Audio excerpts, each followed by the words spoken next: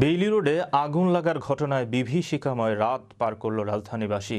ক্রমে লম্বা হচ্ছে মৃত্যুর তালিকা। স্বজনদের আর্তনাদে ভারী হচ্ছে চারপাশ। এখন পর্যন্ত ৪৬ জনের মরদেহ উদ্ধার হয়েছে। এর মধ্যে একই পরিবারে রয়েছেন ৫ জন।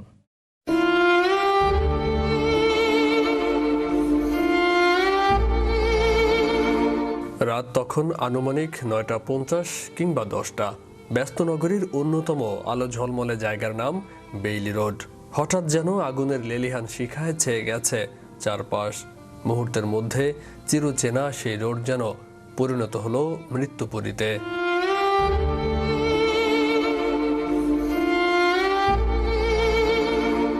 দিনের ব্যস্ততা শেষে একটু স্বস্তি পেতে প্রিয় মানুষের সঙ্গে আড্ডায় মেতে উঠতে কিংবা প্রিয়জনের সাথে রাতের ডিনার সারতে ব্যস্ত ছিলেন অনেকে।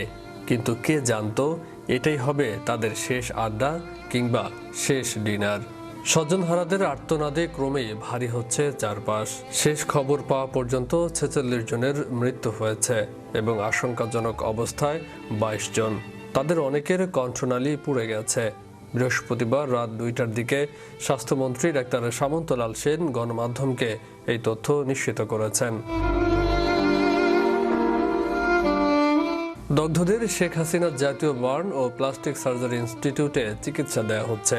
ভবন থেকে লাফিয়ে পড়ে আহত অন্তত ২০ জনের চিকিৎসা চলছে ঢাকা মেডিকেল কলেজ হাসপাতালে।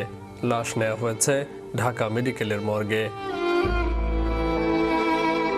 আগুন লাগার খবর পেয়ে ফায়ার সার্ভিসের ৮টি ইউনিট দুর্ঘটনাস্থলে পৌঁছে আগুন নিয়ন্ত্রণের কাজ শুরু করে।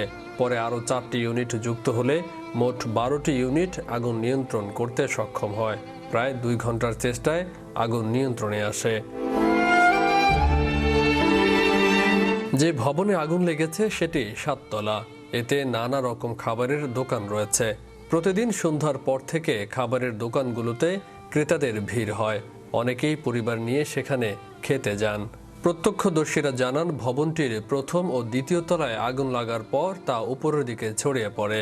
কিছুক্ষণের মধ্যে ফায়ার সার্ভিসের কর্মীরা এসে আগুন নেভানোর চেষ্টা করেন। পাশাপাশি ক্রেনের সাহায্যে ভবনের ৭ম তলা ও ছাদে আশ্রয় নেওয়া ব্যক্তিদের নামিয়ে আনতে থাকেন তারা। বেইলি রোডের ব্যস্ততম এলাকায় ওই ভবনে ছিল না কোনো অগ্নি নিরাপত্তা ব্যবস্থা। জরুরি অবস্থায় বের হওয়ারও কোনো ব্যবস্থা ছিল না। আগুনে পুড়ে যত না মানুষ মারা গেছে তার চেয়েও বেশি মারা গেছে ধোঁয়ায় দম বন্ধ হয়ে।